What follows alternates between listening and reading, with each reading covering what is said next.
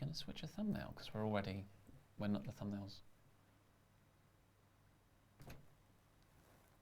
Did AEW botch War Games or Blood and Guts or whatever it is they're legally allowed to call it? Please get your super chats in to have your thoughts. It's been really well promoted, well, not well promoted, it's been hyped up, I would argue. This was first announced at AEW Revolution, where they said, that we've got Blood and Guts coming. And they ran the video package, and it's like, oh no, that's War Games. But they're not calling it that. WWE own the rights to the name War Games, so they're calling it Blood and Guts, which is a reference to Vince McMahon calling AEW a Blood and Guts promotion at last summer's investors call. And that was a big announcement. I was like, holy moly, that's wicked. Announce it on a pay-per-view. What a newsworthy show. Cannot wait for these big segments to build to this essentially pay-per-view level TV episode on March 25th, if it even happens. Yes. Although that's quite a good quarantine area. Also, we did muck up the start of that. I think YouTube just pushed us live automatically rather than me doing it manually. We're still trying to figure out our new streaming software, but the audio should be fine. And what we've had in the 2 episodes since Revolution has been a tweet and a graphic. Yeah. And that is where some of this doesn't quite... Well, yeah, it's sad because I don't want to be here be like, some people have been in the chats being like, I think you've been a bit harsh on that. Have they really botched it? Have they really done this?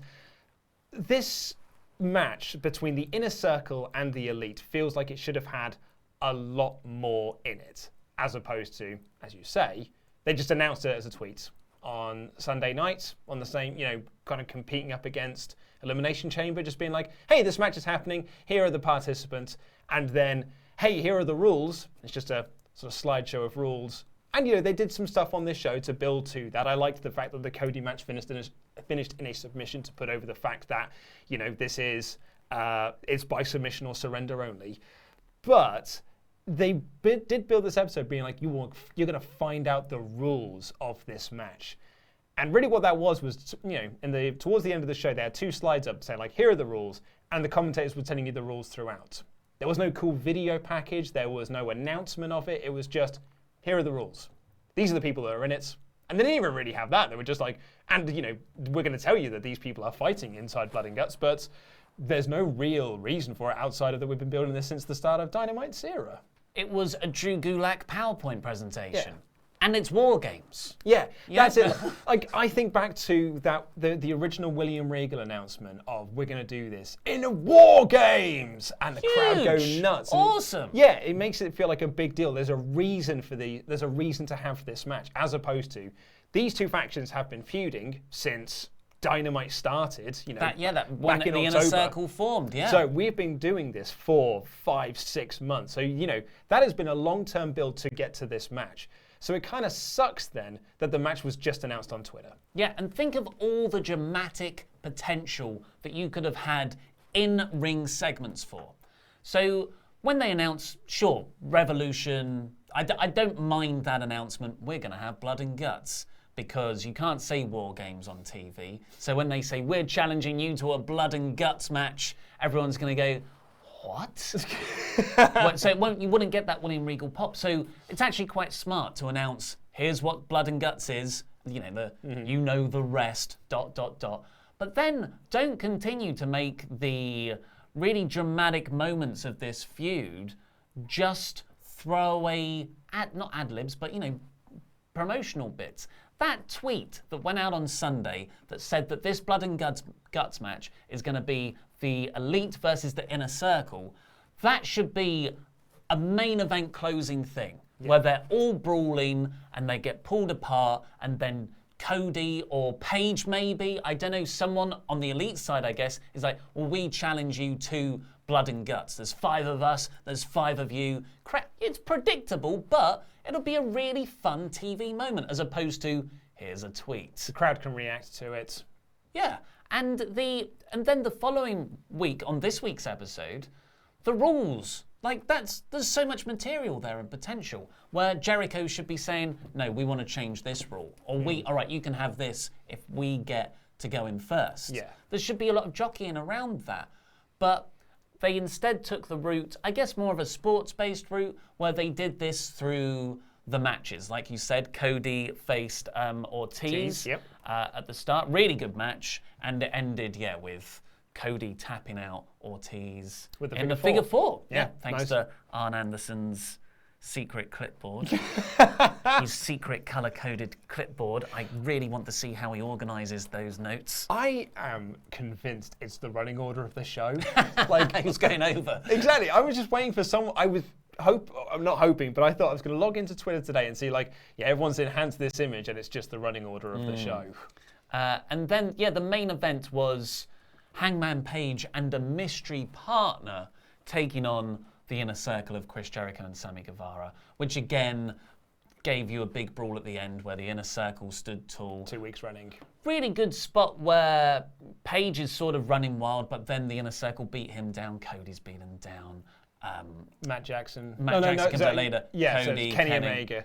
Again, putting over, it's all about the numbers game inside of Blood and Guts War Games, which is the babyfaces will find themselves at a 2-on-1 disadvantage. And that's a smart move because Nick Jackson was written off TV, for this episode at least, after that first match where it cuts, after Cody wins, cuts backstage, Jericho, Hager and Sammy have Nick Jackson underneath the steel shutter, which is really, I did love that because one of the images burnt into my childhood is Chris Benoit dropping the steel shutter on Chris Jericho in that fantastic Intercontinental title feud. And Nick's there, he's bleeding from the mouth, he's not moving, it's all good like that. And then Nick is rushed off to hospital, played super realistically. Dustin is in there just because they're friends. Brandy and Cody drive off with the ambulance. Yeah. All really good.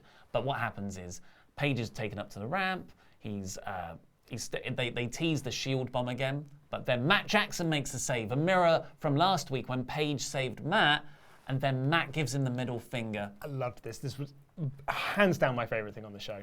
That was excellent. Really, really cool. Because it's like that tension dynamic in the Elite itself is really, really interesting. And it's because Matt turned his back on the Inner Circle that Jericho could hit Matt with a chair. Exactly. The Elite actually got the upper hands with Matt running in to make the save. And, they were working, not working together, but they were together. Matt made the save. But his overriding emotions and his current hatred of Hangman Page cost them that match. So as much as you could say that they've botched the announcement of this match, I would certainly say they've actually done an excellent job of telling you the story of this match and how through wrestling and not through, commentary being like, they are doing this because of this. Through actions, they have told you this is the drama of the match. And I think actually that was really, really clever. I agree. And it has been very good. What my problem is here is, number one, I've already said it, and that is wasting dramatic potential in tweets or graphics when those should be segments between the wrestlers, especially with the acting capability of these, a lot of these 10 guys. But it's also, it's not, it's stupid for us to sort of accuse someone of being clickbait at this stage. But they have the announcement on Twitter. They say that there's gonna, you want to tune in next week because we're gonna show you the rules. I'm like, I'm actually quite interested in that. And then it's like just these 2 screenshots of rules. Yeah. But the other thing was, the other huge part of me being excited for this episode was Hangman Page's mystery partner for the main event. It was Hangman Page and Vacant taking on Sammy Guevara and Chris Jericho. The show opens with the Young Bucks saying, who is it? And Page is like, well, it's neither of you, dickheads. Yeah, and walks it's going to off. be a mystery.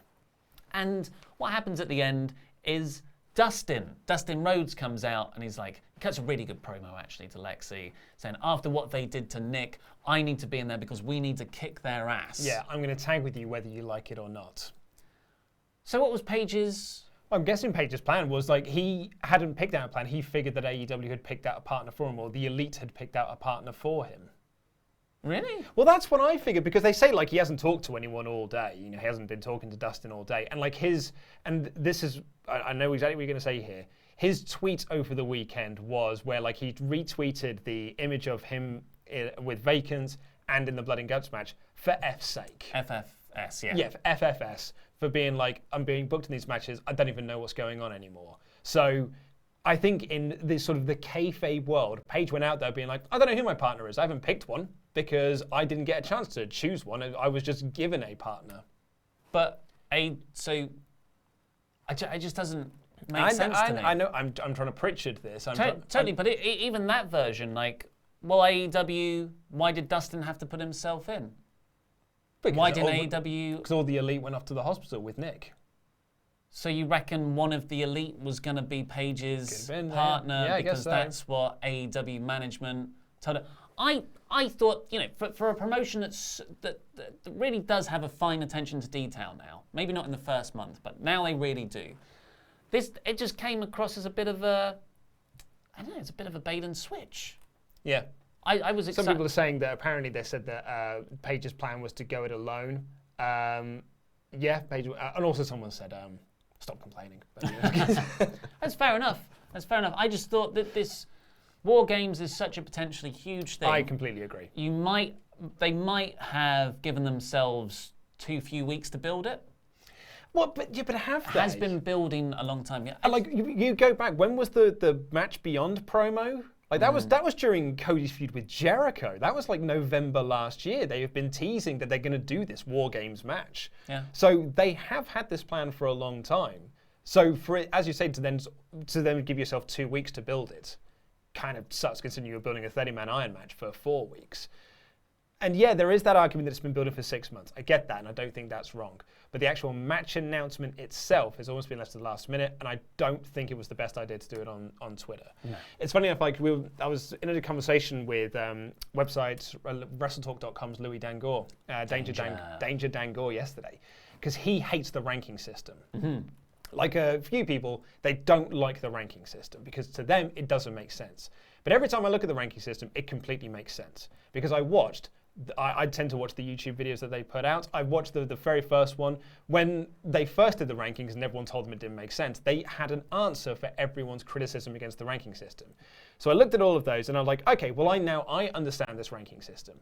But if you haven't seen those YouTube videos, if you didn't see Cody's tweet, if you didn't see other people's tweets about it, the ranking system probably doesn't make any sense to you because it's not a TV thing. They never on TV say, here is the ranking system and here's why it makes sense. So I can completely sympathize with people being like, yeah, the rankings make absolutely no sense whatsoever because I'm not watching all the YouTube stuff.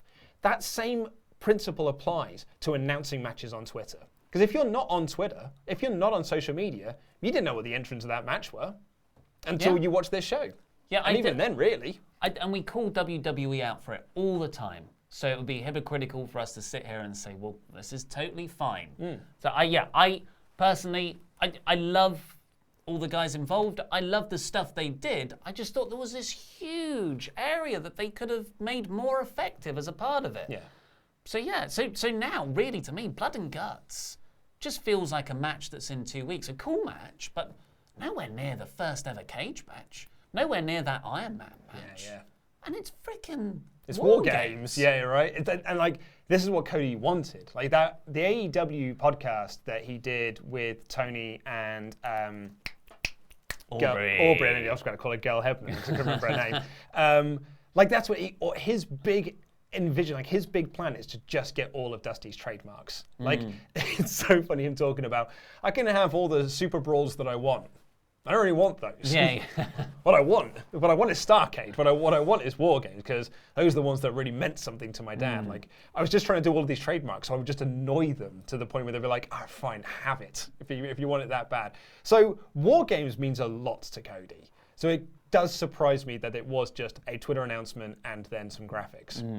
Yeah, I don't think you control the biggest troll in the wrestling industry, the WWE. Yeah. Let's get into some super chats to see what you guys think. Colostopia says, next week Kenny gets written off so that Darby joins the Elite and other members will be Matt or Brody. The other is the Exalted one, whichever one isn't the Exalted one. I don't think so. I think they'll stick with the Elite. I think that would be a bad idea as well if they change. No, but yeah, I think they're telling the story that Nick's going in injured, Kenny's going in injured. You know, both of them were written off kayfabe written off TV because the Inner Circle beat them down. Kenny picked up his injuries through the Revolution match, as did Nick, and now Nick's been beaten up on TV and Kenny's been hurt even further. So not only will the baby faces be going in at the heel disadvantage, or their heels will be 2-on-1, 3-on-2, 4-on-3, but they'll also have injured members going in. So there will always be a big babyface disadvantage for them, which is solid War Games booking. I've just thought, because Page is like, he could come in last. Where do his allegiances lie? I think he'll totally be fine. He'll be the babyface. And I just thought, 2 rings, buckshot lariat. Is he going to flip over the bit in the middle? He's got to, right? Or does he reach over? Very excited. Jobber JJ496. Happy anniversary, Luke. Do you want to explain that? So today, 5 years ago on this day, I posted up my first. Well, I was on YouTube WrestleTalk for the very first time. I did the WrestleTalk news for the first time back in like the old days of WrestleTalk, when I think you had done a video already, but like there was sort of like this rotating host of this daily news video. And yeah, it's up there. It's about Samoa Joe possibly joining WWE. Wow. Fact fans. Oh my God. But yeah, so I did my first WrestleTalk video 5 years ago. So back to Jobber JJ. Paige and Matt help each other and middle finger each other. Love it. Oh, thank you. This story is so great. Looking forward to Inner Circle versus the Elite B&G. And again, I do feel like I'm in the minority here. I hate the name. Celticus. Please give me more Priestley. Yes. And Nyla. Also Swollen Baker. Yes, please. Marked out hard during that segment. Lovely time with the boys. Yeah, the women's stuff took a step forward this week. Canon, folks. There are 2 concurrent women's storylines in AEW. Josh the Dominics. I was really looking forward to going to AEW Rochester, but with Steve starting to run wild, the show has been rescheduled. Has it actually been rescheduled? Well, that's what they say. All right, you carry on. I'm going to do quickly do this because of course, because of Steve Carino, a lot of stuff has been. That's a code word. Yeah, I did see that. I saw Sean Ross Sapp tweet that it might be, but I haven't heard that it is confirmed to be moved yet. So I'll have a quick look on that. Phoenix, pretty non-eventful episode, but oh well. Had some good wrestling, so can't complain. But Def's breaking the great show streak AEW has been on. I think this was an average show. Yeah. And if this is average, bloody brilliant. There's no official update from AEW on terms of the Rochester show being rescheduled, but there have been stories because the city of Rochester has said if you're in a building of more than 50 people, then your event cannot go ahead. Yeah. And that was meant to be their big show because that was potentially going to be the debut of Brody Lee. Yeah, the Exalted One being revealed as well. Gabriel Caruso, I'm driving 193 miles to watch Blood and Guts live. I really hope that Steve Carino doesn't get the show postponed or cancelled. Yeah, I mean, he's running wild, is old Steve. Sorry, I've just seen the next comment. Zach Icon Linder, Blood and Guts, what are the rules? AW, PowerPoint. There you go, PowerPoint will tell you. Josh to Dominic's Hangman wanted to go 2-on-1 to try and outdo Darby. But why is he trying to outdo Darby? What's Darby done to annoy him?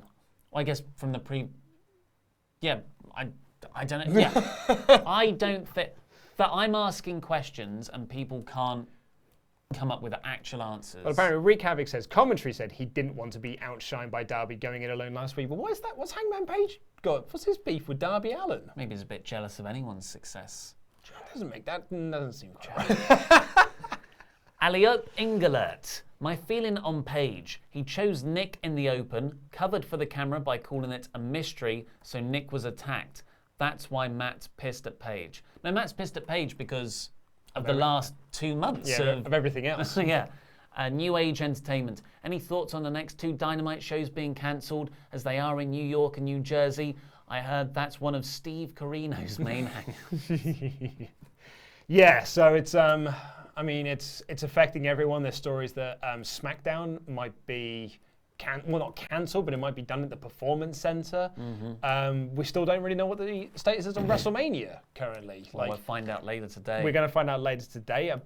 From many sources, WWE really want to move ahead with it, but it is down to Tampa, and it might just be that it's not cancelled. It's just postponed until the summer. Yeah, it's a summer WrestleMania, but then you've got to try and. It's incredible, really, how wrestling is unlike any other sport. Because if a football game gets cancelled, it gets cancelled. if a wrestling show gets cancelled, it's like, well, what's your next week's storyline? Yeah, Like, yeah. You've been building to this show for 3 months. And if your show that you had planned gets pushed back until the summer, you've then got to try and artificially extend those out by another 3 months. Goldberg's champion for 3 months. It will suffocate SmackDown. Yeah. It's I do love it when real life collides with wrestling, because the two worlds don't merge well. so this is interesting. Tragic, but interesting. From both sides as well, because wrestling is like, ugh, real life. Get away. Yeah. Where real life is like, ugh, wrestling. Ugh, what is this thing? But there's also like a weird fascination. Like wrestling is also real life. Oh, I want to be more shooty. And real life's like, wrestling. I'll be your president. That was cool 20 years ago. Yeah. We are, if you just, there's 1,500 of you watching right now. You know what to do, folks. You have that thumbs up party. Helps us out. Hit the comments, subscribe, give us a super chat, support this channel, because we don't know what's going to go on with Steve Corino. We could do with all your help. Indeed. Right, let's get on with the play-by-play. So, this show took place in Salt Lake City. opened with that Page Young Bucks interaction. Loved all that. Ortiz versus Cody was a cracking match. Yeah. It was like, wasn't on the level of like Cody Sammy, but Cody's just a master at working with someone else, still looking great himself, but making the other person also look awesome. Yeah, and I love him coming out with Brandy and Arn. I really like the Nightmare Family seems to make so much more sense now that the collective stuff is done and dusted. But yes, I really like the Nightmare Family stuff. It's funny actually, when I was listening to Gorilla Position reviewing Revolution, they hated the Cody coming out with so many people. They thought it felt like a really sort of big-headed thing. It's like, look how many mates I've got. It's a boxing entourage. That was my argument as well. But I like that. I like the fact they've got this, particularly then because you've got with like Ortiz has got Santana in his corner, and during the six-man tag later on, you got the Bunny out there and Wardlow out there, and it's just like people have got their sort of like little mini factions. I really like that. It augments the featured act, I think. Speaking of acts, it wasn't just these guys in and around the ring, because Jake the Snake walks through the crowd with Lance Archer. Yeah, Murder Hawk himself. So it is Lance Archer. It is Lance Archer. They announced 2 weeks ago that it's Lance Archer. Last week, Jake said, I've got a client. It's the same guy. Yeah. I liked all this. I just thought that, if you zoom out and you look at the last 3 weeks, it's a bit like, oh, why don't you... Well, There's a bit of a disconnect I here. wonder if he was meant to debut last week. In fact, I'm almost certain now that he was meant to debut last week. Why didn't he then? There was a report. I can't remember what the report was now as why he couldn't make it. Someone will be able to let us know in the chat. I'll keep an eye on that. But yeah, because there has been a bit of a disconnect with it, but I've also seen mixed opinions on this. Because I quite liked this. I thought them as an act looked really cool. But I mean just the actual debut of someone. Because I've seen someone, Trevor Dame, who's an excellent Twitter personality you should definitely follow, called it a wet fart of a debut. Well, it's a bit harsh, I think. Whereas I thought it's actually quite good because it's way different to all the other debuts they've done. Like AEW had the same pattern for all of their debuts, which is someone comes in and does a big attack on someone, and then they pose, and then they go, "Oh my God, it's X, Y, and Z." So I actually just have Jake come out with Lance, and they just go over, they just sit down in the chair, they look over, and they're just watching Cody. Jake's giving him his advice, saying, "Look, this is what he's doing over there. This is the reason why he's doing this." And then at one point, Lance Archer getting up to step into a fight, and Jake being like, "Now's not the time, man. Sit back in your chair." So he sits back in his chair, and then afterwards, Jake's like, "We've seen enough. Let's go." I thought it was actually really effective. Yeah, and Lance Archer is a big name. Former New Japan guy. He's, I think he won Most Improved last year in the Wrestling Observer Awards. Fantastic wrestler. But realistically, he doesn't have that mainstream name value, even to an AEW audience, where you can debut him as, "Oh, and here is the big debut. Boom, here he is." It's like, because people will just go, "Oh, who's that?" Yeah. It's unfortunate, but it just doesn't have the recognition. This way takes the pressure off. And you don't have that sort of underwhelming part. You don't have the butcher and blade. Exactly. Yeah. That's exactly what happened. It's Lance Archer. Yeah. And JR's, who? Yeah. But yeah, this was a good match. Little bit of interference on the outside. And Cody tapped out Ortiz in the figure 4. I like that as his submission. Yeah, no, I thought it was really good as well, actually. I thought it was really smart as well. They worked over the leg to set that up, and Ortiz then tapped out to it. And as I said at the start of the show, sets up your blood and guts finish, not like, telegraphing the finish, but puts over the fact that that match can only end in submission or surrender, which is what War Games always used to be before WWE changed it. And yeah, I think that's quite a nice thing to do. That shows that Cody and Arn have been working together to work on some submissions, because now you need to have a submission game going into this. Yeah, really like it.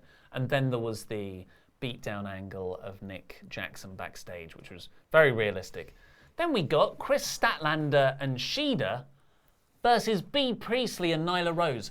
I was so happy to see Bea Priestley walk out. When she got that match graphic, I was like, yeah, Bea's back. And actually, during this match, I'm like, this women's division has sorely missed you. Yeah. Really has missed you. But like, you see these 4 in the ring. Like, I love Statlander. I love Shida. She's so good. Rose is a great monster heel champion. Yep. And Bea. Yeah. I have no idea why she hasn't been on TV. I'm guessing Stardom. Surely people can fly. Maybe not so much at the moment. But it's the same thing with Riho, I guess. If you've just got like constant bookings over there, then it's going to be hard for you to get back and get across. I'm speculating here, but I'm going to guess that's what it is.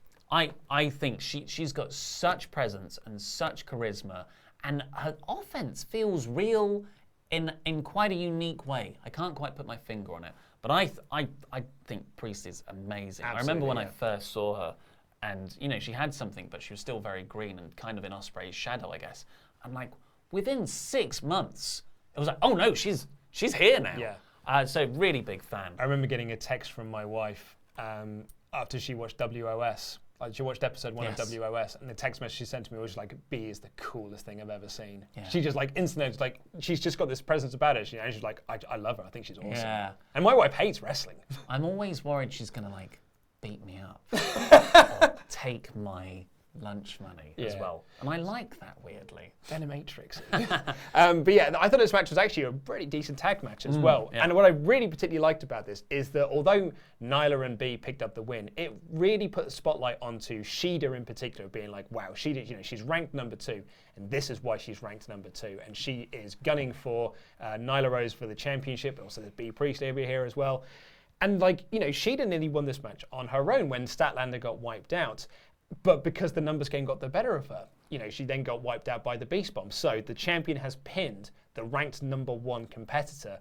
And after that match, Bea then attacks Nyla Rose and poses with the belt. So now you've got the number 1 ranked contender being pinned by the champion, which, that sucks for her. But also this other person who doesn't really have a stake in the championship at the moment, in the rankings, is trying to establish herself and be like, I want a shot as well.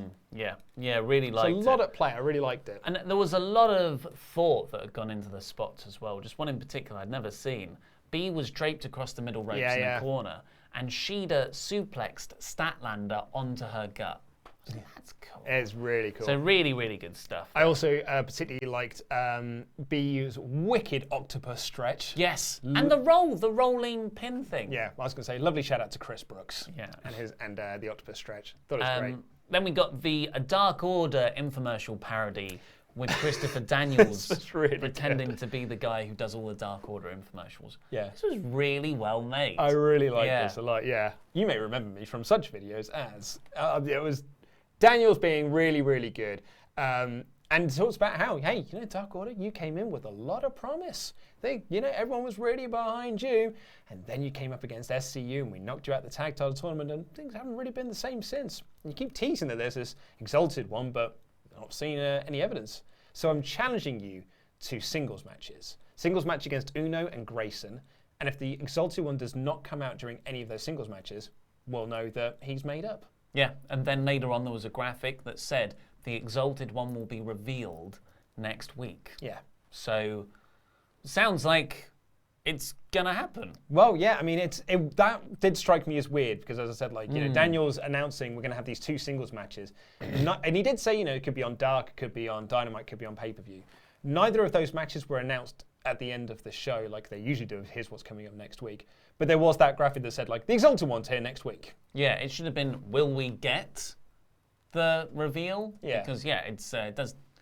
Yeah, it was a bad wording to create the suspense you wanted. Surely the graphic, I would have thought, would have been Daniels versus Grayson. Will the Exalted One reveal themselves? Definitely. The Butcher and the Blade and MJF took on Jurassic Express next in a really fun match. Fun, just great, a lot of character work. I loved all the character work in this, particularly MJF being the dick bully heel that he is. You know, beating up Marco Stunt, and then because he's beating up Marco Stunt posing, Marco tags in Luchasaurus, so MJF then backs up, and it's Luchasaurus like, oh no, begging off.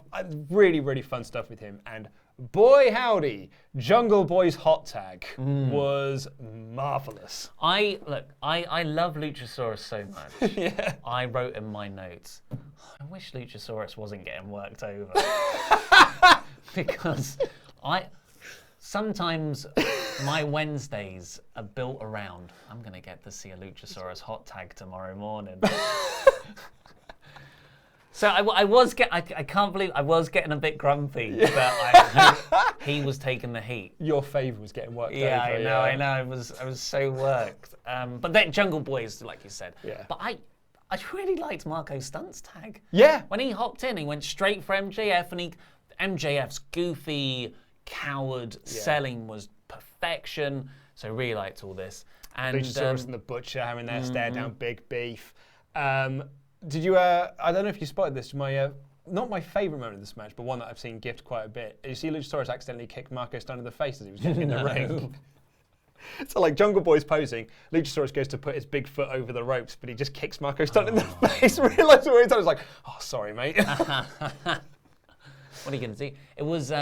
He's so tall. It was his birthday yesterday. It was his birthday as well. And the tweet announced it as 65 million years old. Yeah.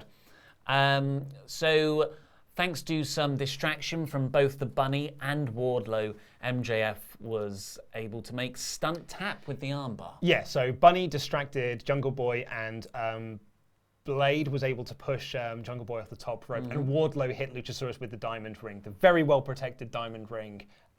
So yes, that's how they picked up, and he won with the Salt of the Earth armbar submission. Really good. Darby had a promo, just a short black and white short film thing that he makes. He puts a sort of guy wearing a Sammy Guevara mask in a body bag and then drives off with it. Yeah. Which was a bit uncomfortable because here in the UK, there's been a lot of news about that happened to a police officer a year or two ago, and the courts have just found the two guys who did it guilty, and that's been in the news. But these things, it's not a sight. It was just when I watched it, I was like, oh, that's cool, but then we got the Britt Baker promo. Brings Tony coffee, as usual, Tony Schiavone. I love how Tony then takes the coffee and drinks it anyway. Yeah. Good. Yeah, it was this week. It was spelled Tone with a little thing over the top, an accent over the top of it. So Baker just cut some cheap heat stuff. But it was very effective. Yeah, not a lot going on in Utah. You've all got bad breath. You've all got ginger fires. And then she pauses for a second, just sort of looks around, and is like, God, you all look very familiar. I feel like I'm at one big giant family reunion. It was really good. I really liked when she said, "You guys can follow your dreams. You can be janitors. You can be dental assistants." She's really good at being patronising. Yeah. And speaking of janitors, the boyfriend of a fake janitor came out in... the girlfriend. Nearly got there. Big Swole came out to interrupt this to say... I mean, she didn't say this in so many words, but what she came out to say was, "You talk too much. You never shut up." And Britt says, people only know you, Big Swole, because of your boyfriend. And so Big Swole pauses and then says, "I'm married, baby." Insider jokes. Cool line, because Big Swole is going out with, married to Cedric Alexander, WWE superstar, main eventer, as in he's on the show Main Event. I called him WWE punching bag. Yes. And Britt Baker goes out with Adam Cole, baby. So I thought great burn, did get a good reaction from the crowd, but realistically, the majority of people watching, I think are going to be quite confused. Oh yeah. Because I only found out Swole was married to Alexander literally last week. Yeah. I didn't know that. No. And I would say I'm pretty tapped into the wrestling news. It always reminds me, there's a bit in The Death of WCW talking about this, where there had been an incident where someone had got brought out a knife in a booking meeting in WCW. Or so, I can't remember, it was in the change rooms or something. And Nash does this part of his promo, on TV, to be like, you're going to bring a knife. And no one reacts. But so because no one reacted, he was just saying the line again to try and get the reaction out of the crowd. Because Vince Russo was convinced that every single person that watched Nitro was reading the internet and reading the dirt sheets and knew all of this insider stuff. And it's kind of lines like this where it's just this is appealing to the hardcore audience and the hardcore audience only. So if you're not part of that hardcore audience, if you just watch this segment blind, you've no idea what they're talking about other than, I am married and I guess you're not. Yeah. It is a weird one. It was a good line, I but liked I just it, thought yeah. maybe the commentators could have filled in the blanks. Maybe they did. Maybe I missed it. But that just got me thinking.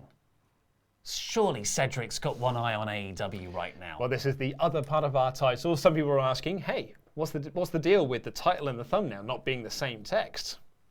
Well, it works better. Works better to get clicks. If we have two lead stories, people want to find them out more. But Cedric Alexander, as we saw on Monday's episode of Raw, was just there to get squashed, really, by Riddick Moss in the 24/7 title picture. You cannot get much lower.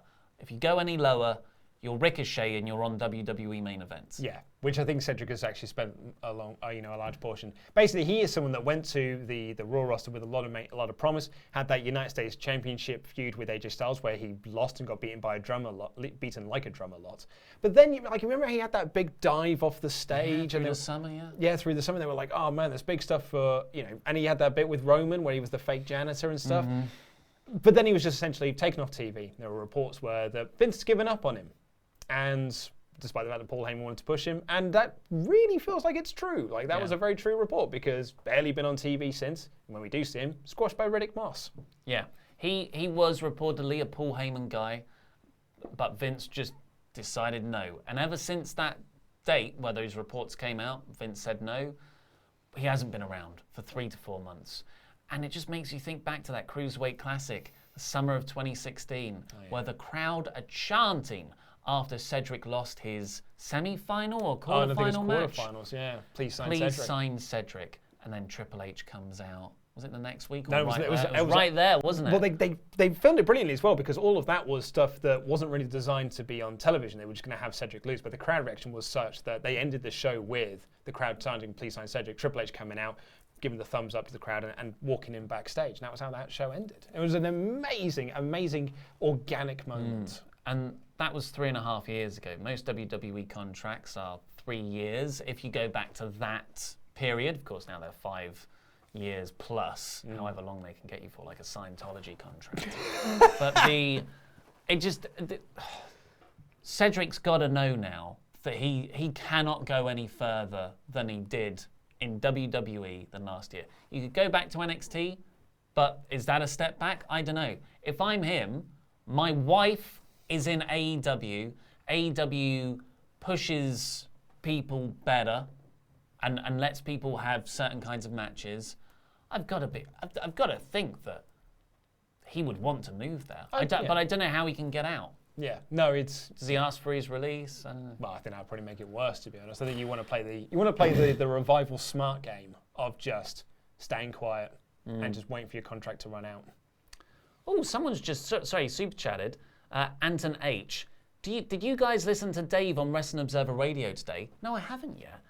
When he said WrestleTalk was only one of 2 magazines he purchases from the UK. We don't write it. Congrats. But congrats to our WrestleTalk magazine team. Yes, definitely. So, I really want to see Cedric in AEW now. Maybe this was a sort of, hey, Cedric. I don't know. But the biggest thing here is we've got 2 storylines in the women's division. That's 2, count them. That's 2. It's promising. I'm hopeful. I'm optimistic. Private Party and Joey Janela then took on the debuting Death Triangle. It's a cool name. We won the poll. It's official now. It's cool. Pete, Laurie, and Adam can argue all they want that it was a poorly worded argument, like the poll was poorly worded, but history is written by the winners, and we won. So it's a cool name. Just look at the Ruthless Aggression documentary series. You can make up your own history. It's wonderful. As long as it's a really cool video package, you're like, oh, that is history, I guess, yeah. And they've got this, that they kind of made a triangle with their arms before they started. There was a lot of thought from those three guys of their offense in Tress. Yeah. I thought there was a lot of Tress attention to detail. Well, these three are wicked. You know, Pac's wicked, Phoenix is wicked, and Pentagon is wicked. One of my favorite parts of this match was JR. JR said, Pentagon Jr. is one of the most athletic men in the business. Like, he's an incredibly athletic man. But actually, when you look at it, he's the least athletic member of Death Triangle. And that's not a burial of Pentagon. What that is being like, oh my God, have you seen how good this guy is? The other two are like, are faster. That's not, how is that even possible?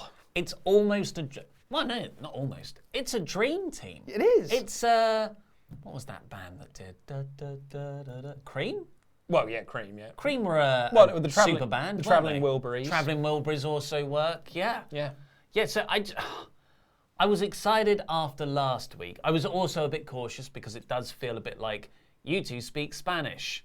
Here's an English guy to talk for you. But on this next installment, I'm very, very much into it. And it was just a really fun match. Joey Janela got a lot in. Yeah. Did make me ponder, where have Private Party been? Yeah, well, probably on Dark. Go back to that tag team tournament. First round, they beat the Bucks. They got super over, had all that momentum. Where's it gone? No, don't know. So I think that's unfortunate. And they always get good reactions as well. I really enjoyed them kind of modifying the gin and juice because Cassidy had been laid out. So Quen did the Hurricane Rana and Joey Janela caught them into the Death Valley Driver. Oh, that was awesome. That was really, really nice. Really they did good. the Death Valley Driver on the apron while using Pac as a springboard to do some dives. Really, really fun stuff in this. But then they hit the package pile driver, what the Lucha Brothers did, with the Black Arrow for the win. And then they locked in the Death Triangle, which is a triple Dragon Sleeper, essentially. So you're applying a Dragon Sleeper while your partners are also applying a Dragon Sleeper to your friends. It's pretty wicked. Yeah. I would say, because I know a lot of people pick up on this, and I do agree with them, referee do look a bit incompetent during Lucha Brothers matches because those two do not like to play by the rules. So you got the referee going during the package pile driver, is trying to count out Pentagon being like 1, 2, you got to get out of the ring, 3, 4. They haven't even done the move yet. He's like, hey, will you just 4 again? Will you? I mean, it'd be really grand and they do the move and then they drag over whoever it was so that Pac can do it. By this point, the ref already counts to 15 in his head, but he's like, it's the finish. But hey, you over there, you go out the ring now. So it makes Knox look like a div. But after that, to run down for the save, it was the Best Friends and Orange Cassidy slowly walking down to the ring.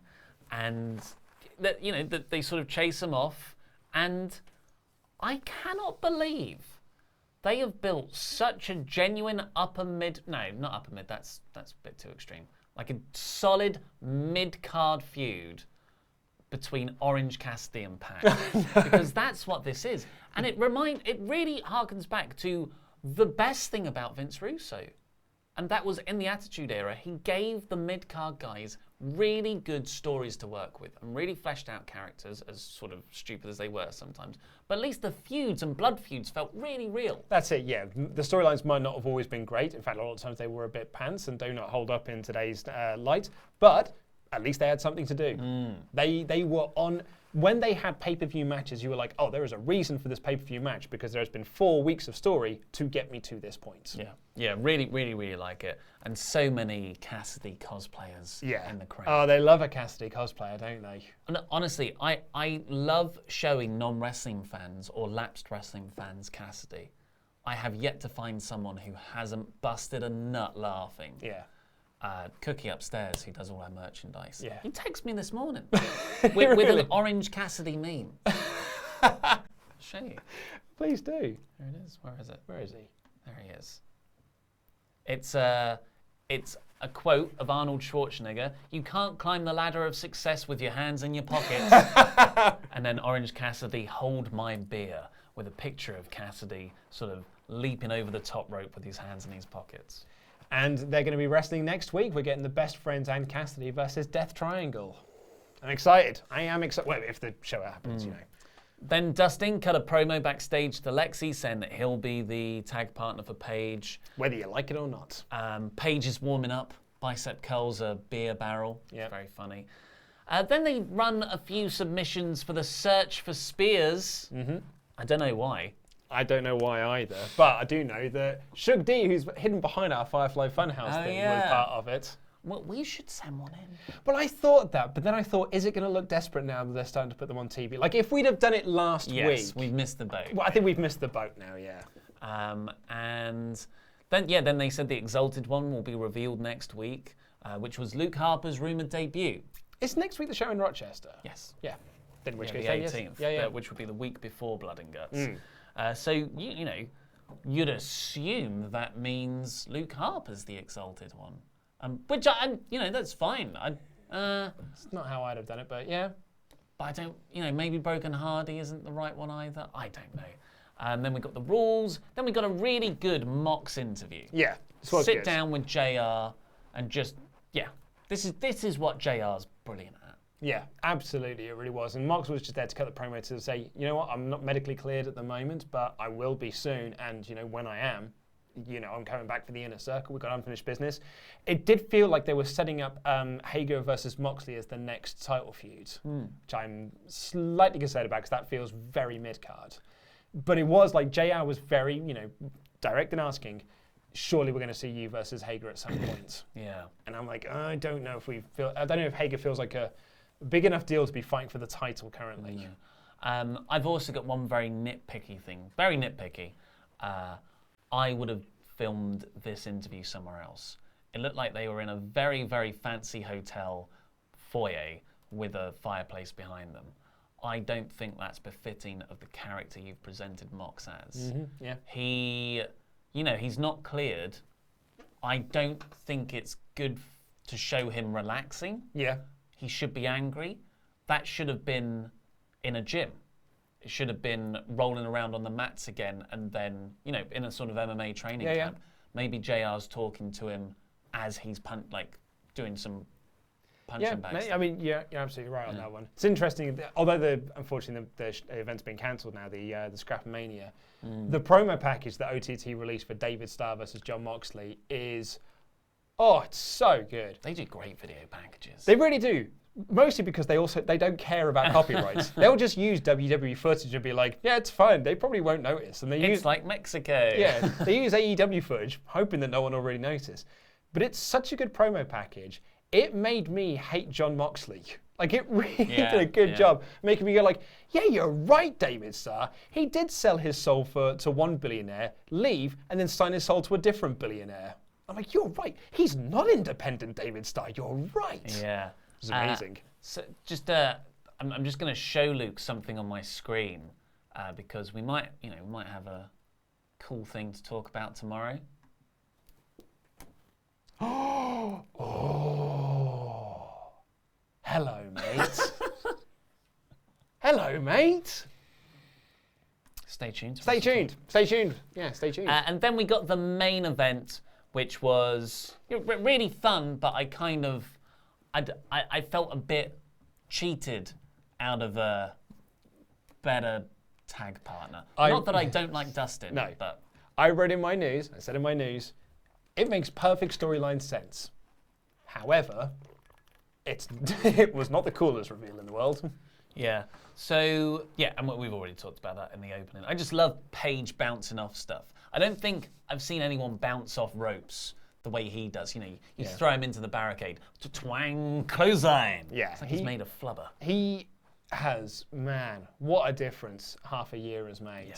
You look back to All Out last year, you look at him now, totally different. And I love that. Really, really love that. So overall, I'll give this a 3 out of 5. I think that's fair Average. enough. Yeah, I'd say that's fair enough. I'd have probably given it a high because I really enjoyed the in-ring work and I enjoyed the promos. Also, 2 women's storylines. That's a step in the right direction. I think as AEW as a whole and the quality we've seen over the last few weeks, this is the average for them, and that's a hell of a baseline. But before we get on with the rest of your super chats, let's do some Patreon Pledge Hammer shout-outs. Indeed. For our $25 a month or more backers. Thank you, Caught in a Travis Web. Nice, yes. I think he's talking to you. Damian Thompson. Whoa! Liam Millsummer murders. There it is. The real boss, Matt Robinson. Oh, thank you. Flaccid Kraken, Joe Gianella. Gianella. Probocop. The monster on Patreons, Brian Strowman. Something's reported on me. Harder than its bite, Sean Barksdale. They drew first blood, not me. Grace Rambo. Yeah. Cheers, Grace. Vita Ventura, Pet Detective. Woohoo! Former star athlete, now head coach, Lendell Branson. Thank you. And lastly, one of the nicest men on the entire planet, the mayor of Painesville, Dan. Dan. What a guy. And a big thank you to Tomo from Swaft Under, man in the super chats today. And we've also got Tucky Marcus, the best, Daoud, and the backup, which means she's probably in there anyway. Yeah. It's the mod mother, Jenna. She takes care of us. She does. I feel, even though she's not here with us physically, makes it sound like she's dead. Even though she's not physically in the building with us, I feel like she's just bringing us cups of tea all the time. Yeah. Because she's just always there for us. So thank you, all the modding teams. Let's get into your super chats. Mr. Undisputed, 2 women's stories or B&G competitors, 2 hours. Background competitors? No, that'd be Blood and Guts. Oh, Blood and Guts competitors. 2 So hours? I think what they're asking for is, do you want more women's storylines or do you want them to spend time doing the Blood and Guts competitors? You've only got 2 hours to play with. As much as I love the Jungle Express MJF one, why can't I cut something else that isn't those? Yeah. Yep. But if I had to, at the moment, I would have Blood and Guts stuff. Because that's the biggest thing in the promotion. Agreed. Dan Grunmeister, Matt Jackson versus Hangman Adam Page at Double or Nothing. Yeah, and the singles match would be very interesting. Yeah, I mean, we will get a much clearer picture of Double or Nothing, I think, once coming off the back of Blood and Guts. So yeah, that is a possibility, but then you've got to think, are they going to be defending the tag titles? Like, where's Kenny in all of that? Or maybe Kenny's not wrestling. Enix, AEW needs to find a way to do Lance versus Marco. That would be fun if Marco didn't botch like he has been a lot recently. Why Lance Archer versus Marco? Just because of the size difference? No, yeah. Lance Archer's big, Marco's done small. Phoenix. B needs to be offered the title to get her to stay in AEW. She's got that much potential. Totally agree. I think she should be in the title picture. Yeah, but I don't think she needs an offer to stay in AEW. Oh, Like, like I think that's what Phoenix is saying, that like they need to offer her something big to make sure that she stays. But she has got a huge amount of potential. She should be top guy shit. Yeah. It's weird, like saying she's got potential sounds like she hasn't already arrived. Yeah. In my opinion, she is quite fully formed as of 18 months ago. I was going to say, she arrived a while ago. Rich McCann, who do you feel is underrated in AEW? Personally, I feel Luchasaurus and Butcher and Blade. Their tag finisher is amazing. Yeah, Butcher and Blade are a funny little act, really, aren't they? Because they are a featured act, but never feel like they're really being pushed. They're sort of C-level Batman villains. Yeah. But I'm always happy when I see them in a comic. Nice, I like it. Injection. Prediction, they won't reveal the Exalted one next week? Well, I don't think they are, because otherwise don't announce 2 singles matches. Like, surely you would do it after the second singles match or during the second singles match. I think that would be really unfortunate. Yeah. If they don't. They've been very good at not at delivering stuff they've teased, but the last week I feel like they've fallen on the wrong side of that line. I agree. Phoenix again, Danhausen as Exalted One and has a super serious Grayson and Uno getting fed up with Danhausen being a funny nut and not scary and serious enough. Could be funny. Yeah, I'd rather. I wouldn't put it as a comedy act. They're too, it's an out there gimmick anyway. You don't want to puncture that. Pledgehammer Sawyer. I may have imagined this, but I felt like Penta barely did any Sierra Maido. I'm not even going to attempt because I just get it wrong. Biggest heel of the night. Yeah, to my head he didn't, but he's more than made up for it in every other match, where he does it about 80 times. Oh, yeah. Which I always pop for it. 8th time in a match, I'm still going crazy. Stop it, Luke. Stop it. I picked up a poster of Pentagon for our podcast listeners. Over to you. Oh, sorry. James Handley in the non-AEW related section said, never listen to the audiobook of The Death of WCW and watch a wrestling show. Can't tell if the show was less quality than normal or if the book was making the mistakes more pronounced. I mean, I read Death of WCW for the first time in 2004, maybe 2006 maybe. Wow. And it's just an absolutely, like one of those books you read where you're like, good, like this really has highlighted everything that was wrong with the company. And then they did the 10th anniversary edition, which I thought I'd lost to the great pigeon to catastrophe of the old studio, but it turns out it was on Ollie's desk. Who knew? He was propping up his monitor.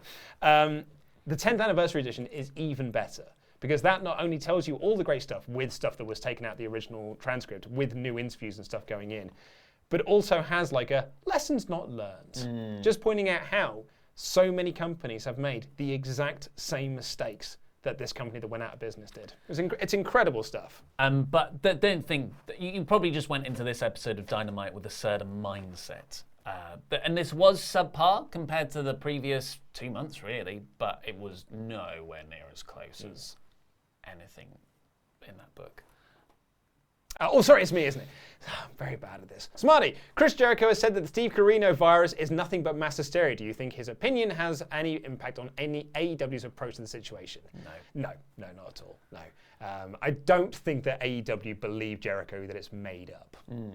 You see, is that actually what he thinks? Well, no, he had conspiracy theorists on that were saying that it's been made up by the satanic government to, and there's been like Austin Aries was tweeting about this yesterday, saying like, isn't it coincidental that it always happens around election years that these sort of viral outbreaks happen?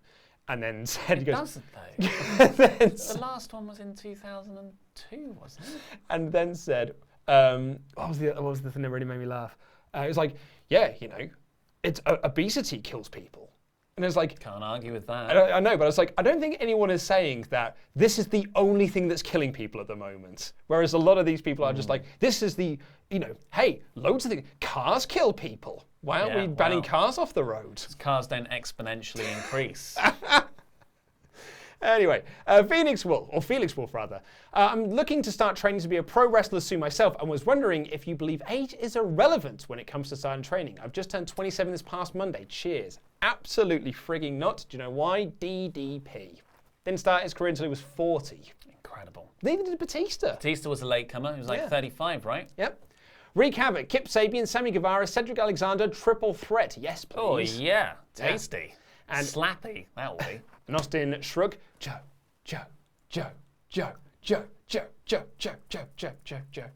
you haven't yet, go check out No Rolls Barred. It's our wrestling D&D show that we're doing over on Parts Fun 9, which is also available as a podcast on all available podcast catchers. Thank you, Austin Schrock, for chanting for the best character on that show.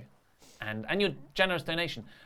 Tim Arndt, are you guys worried that you may have to work from home in the near future? I saw that Cultaholic is starting to consider that possibility. Well, I came into the office today and I said to everyone, yeah. So from tomorrow, it's only going to be, because we can't make this stuff from home. So if you have a video to make on that day, come in and then go home. Yeah. So we'll only come in if we need for the video part of the day. So that means, you'll be home 3 days. I think 3 days. 2 days a week or something. Yeah. 2 days. Yeah, no, 3 days because I didn't do any videos on Wednesday. Yeah. So we're trying to do our part. I think it's now a citizen thing where you can't. What's it? Social. Not isolation, but social separation is the biggest thing that's going to help right now. Yeah, I know. I'd imagine my wife's going to be in the same position soon enough. My podcast partner is, he's going to, and now his office is effectively shut down. I had a meeting scheduled for this Friday. We're doing it as a video call now. Yeah, because it's public transport that gets me. I cycle into work, so I'm okay. But I was thinking, I'm on that tube for like an hour. Yeah. So Ubers? We could pay for your Ubers? Yeah. I don't know. If we're going to do it, we should do it right. Let's talk about that afterwards. Yeah. Michael Dominguez, got a massage and swear she had me in a half Boston crab. I knew when the Wrestle friends appreciate that reference. Is Death Triangle a League of Nations, not US? No, because the League of Nations was represented by lots of nations. And they were also a terrible act. Forged by Gaming. Stupid question. You're now cast in a horror movie. Which wrestlers are your final girl or guy and your slasher? By the way, love No Rolls Barred. Thank you. Do you know who it is? It's Butcher and Blade. They're my monsters. Yeah? Yeah, with Bunny as well. As this sort of like crazy House of 1,000 Corpses, Texas Chainsaw Massacre, slaughterhouse that you're trying to escape from. Well, Bray Wyatt's the correct answer. Oh, I mean, yeah, there's always but that. my comedy answer was going to be Samoa Joe and Wendy. The age of me, say no to Steve Corino. Say Beth no Beaky, indeed. you sound like give me what I want, LOL. Yeah. That's the nature of reviews, right? I say what I want to happen. Yeah. You give your Because thoughts it wasn't given to me. Yeah. Seen, during our initial portion of this, I did see some people saying, oh, I see the clickbait titles are back. But I don't think it's clickbait to ask a question. Only asking the question. You feel free to disagree. Joe Ray, Oliver Davis, bring forth your punishment video. Yeah, where is that? Well, I've got plans. Maybe I won't do the punishment video. What? The Zornice, Joe is not a character. Joe is Ollie, emoticon smiley face. I cannot recommend enough So this week's podcast, the episode 2 podcast with Adam and Tom doing the intro and outro, because the podcast got exclusive content. Them talking about the Golden Joe character, but because I've been editing it, the Patreon stuff, where those two are going into sort of like the booking of characters, is so interesting hearing them talk about the fine line between Oliver Davis and Golden Joe. It's different. They're different people. We had a bit of a viewing party yesterday of episode 3, The Regal Wrangle. It's incredible stuff.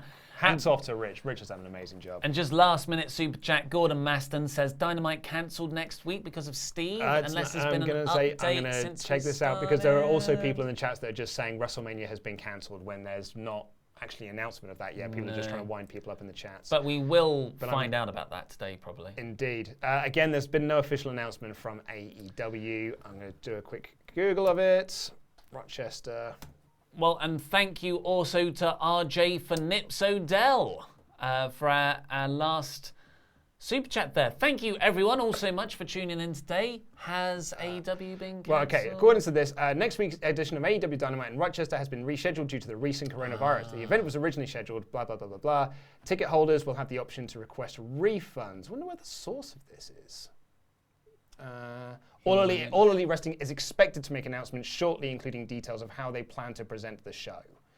So there's no source given on that. AEW's Twitter account? That's what WrestleVotes have tweeted.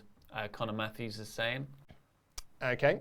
Yeah, that's what I was looking for. So WrestleVotes said, have they? WrestleVotes, Twitter, I'm on it.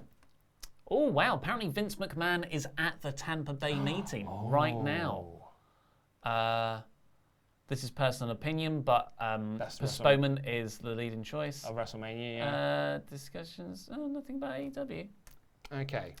So, I mean, have a Google around, people, but, make sure you're checking where the sources are coming from. AEW have not made an official announcement. Yeah, so we can't say anything until that. But yes, thank you everyone all so much for tuning in today. Remember, wash these hands. Stay safe out there. Try and isolate yourself from all of your older loved ones. I've been Ollie Davis. This has been Luke Owen. Please click the videos that have just appeared on the desk to catch up with latest awesome WrestleTalk things. And that was wrestling.